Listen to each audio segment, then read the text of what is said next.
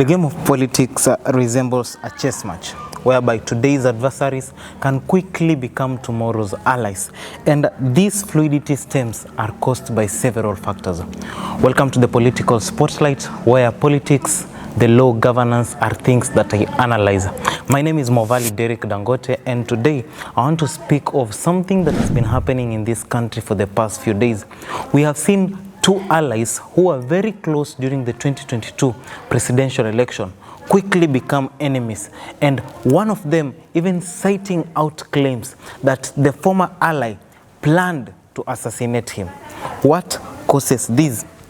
Now, who could have imagined that in October 2024, Kalonzo will be praising Rigathi Gachagua, and Rigathi Gachagua will be castigating his boss, William Ruto, whom they were really close during the 2022 campaign.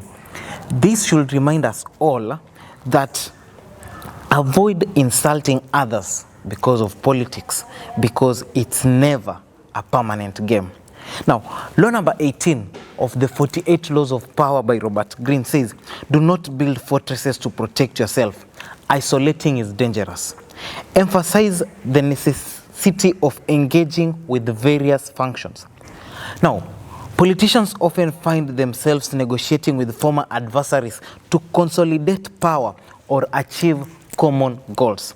And this is why today's conversation I've termed it, will their path cross again? Because the president is like he has used his deputy, and it's that time that he has to ditch his deputy and get someone else. But according to the game of politics in this country, since 1963 till date, we have seen people who were once enemies become friends. And let's just take a look into the historical perspective of Kenyan politics. The late Moi Kibaki, who was the third president of the Republic of Kenya, served as Moi's vice president, but later ran against him. He also ran against Moi's chosen successor, Uhuru Kenyatta, only to later unite with Uhuru to oppose Raila. Remember, Kibaki was working for the government of Moi, but he went against Moi to vie against Moi, and also went against the chosen successor by Moi, who was the fourth president of the Republic of Kenya, Uhuru Muigai Kenyatta, in 2002, and ran against the chosen successor.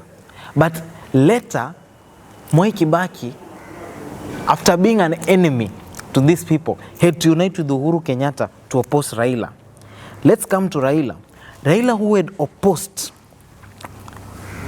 or Raila, who had been tortured by Moi, eventually teamed up with Moi to oppose the 2005 referendum.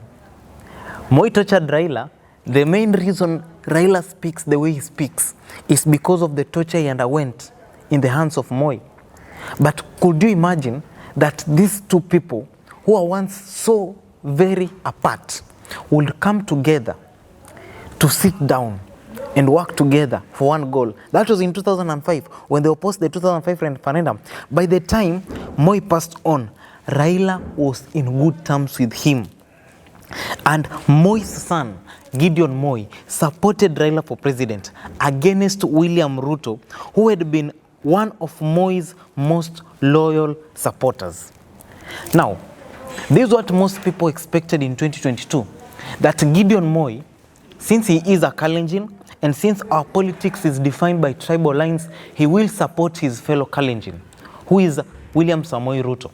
And the fact that William Samoei Ruto was a very close supporter of his father, the late Daniel Toroitich Arap Moi.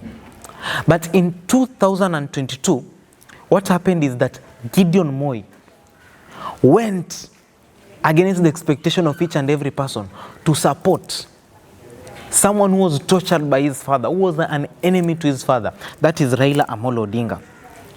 Now, in 2002, Uhuru ran a fierce campaign against Kibaki. Remember, Uhuru vied for presidency in 2002 and failed, but ended up supporting Kibaki in 2007 against Raila. In 2002, Uhuru Muigai Kenyatta and Mwai Kibaki the late could not meet face to face. They were great enemies, seeking one thing. But when it came to 2007, when Mwai Kibaki was facing off with Raila Odinga for the seat of the president, two people who were enemies became allies. It did not end up there. Let's come to Ruto and Raila, two key political figures in the current political game. Ruto was a key supporter of Raila in 2007 when Uhuru Muigai Kenyatta merged up with Moi Kibaki. William Samoei Ruto teamed up with Raila Odinga in 2007, and even people say that it was William Samoei Ruto who made Raila the prime minister at that time, helping him become the prime minister. Something that I've already told you, that people said it was because of William Samoei Ruto that Baba Raila Amolo Odinga became the prime minister. But come 2013 and 2017, Ruto, who was a strong supporter of Raila, opposed Raila's presidential bid and ultimately supported Uhuru Muigai Kenyatta for the presidential seat. And later, in 2022, President William Samoei Ruto ran for the presidency against Raila Amolo Odinga, someone who had mentored him into politics. Close friends became allies. And in 2022, the campaign was so fierce, and we had insults coming from the camp of President William Samoei Ruto, and he even said he'll never work with Raila Amolo Odinga. But what has happened? Currently today, they're working together in something called the broad-based government. Higher. Ruto supported Uhuru Muigai Kenyatta in 2002 when he was campaigning against the late Moi Kibaki. William Samoei Ruto supported Uhuru in 2013 and in 2017. But Uhuru Muigai Kenyatta decampaigned Ruto in 2022. The dirty game of politics. Now, the thing we all need to understand as citizens is this, that politics is about shifting alliances. Let's take Kalonzo for example. He opposed Kibaki in 2007, yet in 2008, he was Kibaki's vice president. In 2020, Uhuru Kenyatta led an impeachment of Sonko. But 2 years later, 2022, Mike Mbuvi Sonko was back in Uhuru's camp, seeking the gubernatorial seat of Mombasa. Yet, it was Uhuru Muigai Kenyatta who made Sonko lose his seat as the governor of Nairobi. Now, some of the people who took William Samoei Ruto to Hague are now in the executive positions of his government. I want you to analyze the Hague case, the Hague case of the 2007-2008 political violence aftermath.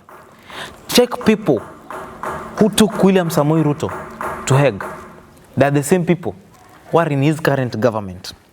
The truth is, because in 2022, William Samoei Ruto and Rigathi Gachagua were very close, best allies, campaigning against Uhuru Muigai Kenyatta and Baba Raila Amolo Odinga.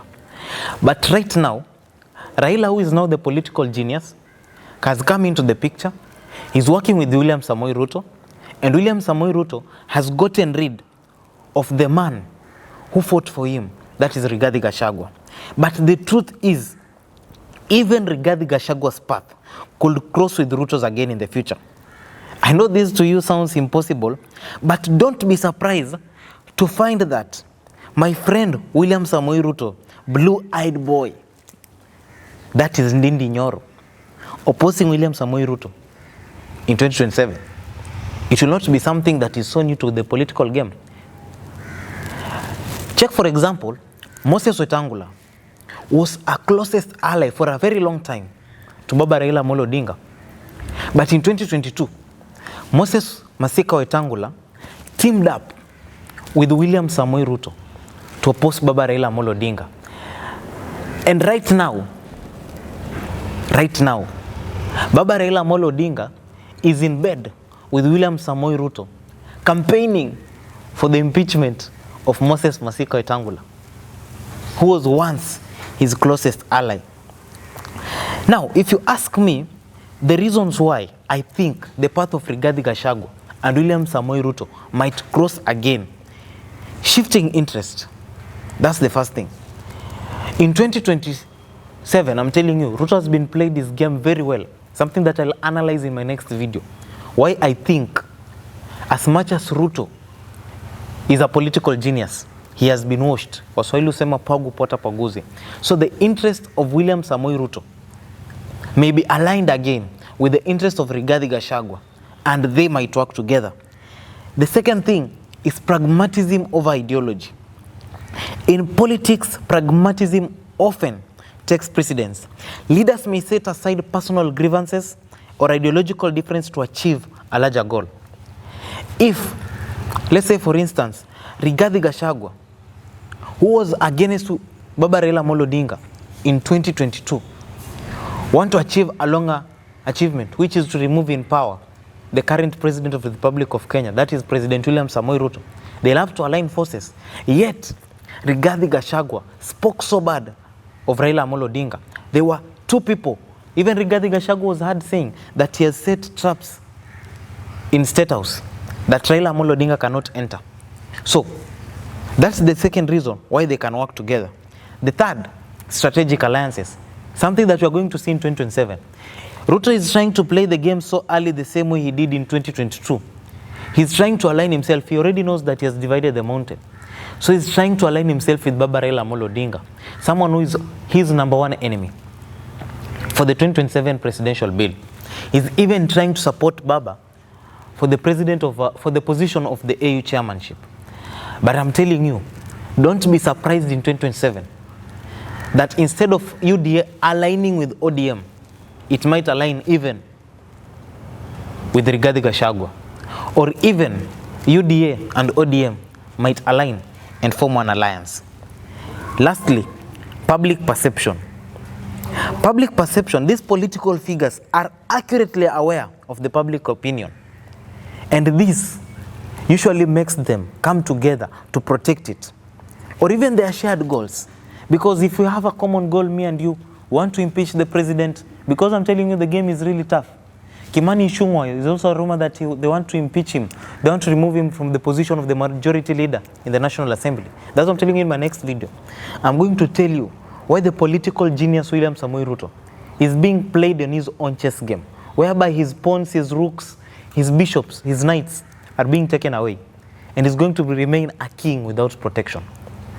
Now, this has just been my view, has been my thoughts as to why Rigathi Gachagua might work together with William Samoei Ruto in future. Something that we cannot shift aside or make it slide as Kenyans. I'm telling you something that can happen. One thing you need to know is that there comes a point that the safety of the world is not convincing. Therefore, someone has to step up and open a book of wisdom that provides solutions to the problems facing humanity. But my question for today, whom do you think will open that book? Jimmy Wanjigi was once an ally to William Samoei Ruto. Right now, Jimmy Wanjigi is decampaigning Ruto. Jimmy Wanjigi was once an ally of Baba Raila Amolo Odinga. But in 2022, Jimmy Wanjigi went against Baba Raila Amolo Odinga and is also currently going against him. Do you think it's Jimmy Wanjigi who will open the book of wisdom? Is it Raila Odinga or is William Samoei Ruto? Till we meet again, stay tuned for the next video, the next conversation, the next analysis. My name is Movali Derek.